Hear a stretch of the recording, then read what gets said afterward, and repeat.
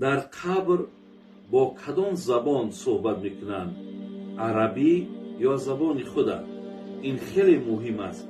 فقط به شما باوری دارم برادران و خواهران عزیز، در قبر اگرچند بسیار اختلاف ها هست، سخن بسیار از بزرگان و محدثین از آن جمله ابن حجر اسقلانی که در قبر علل خصوص در زمانی که ما و شما را در قبر میگذارند با زبان عربی صحبت میکنند.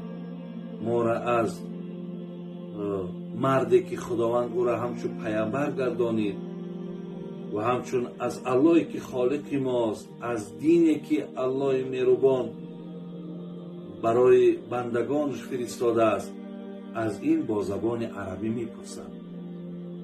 ولی در اونجا با این زبان صحبت کردن ما یگان دشواری و مشکلاتی را ایجاد نمیکنند. خدای مهربان قدرتی دارد که ما به هر یک زبان صحبت کرده توانیم. ولی این خواهر و برادر عزیز نه قدر چیز مهمی هست.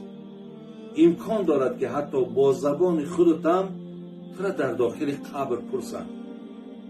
لیکن اینجا مهم همین است که ما را میپرسند.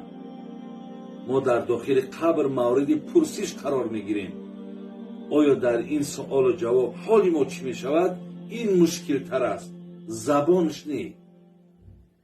برای همین هر زبانی که مقصد در داخل قبر اگر از ما پرسیده شود، امکان دارد ممکن عربی، ممکن با زبان همین مادری که از ما و شما هست.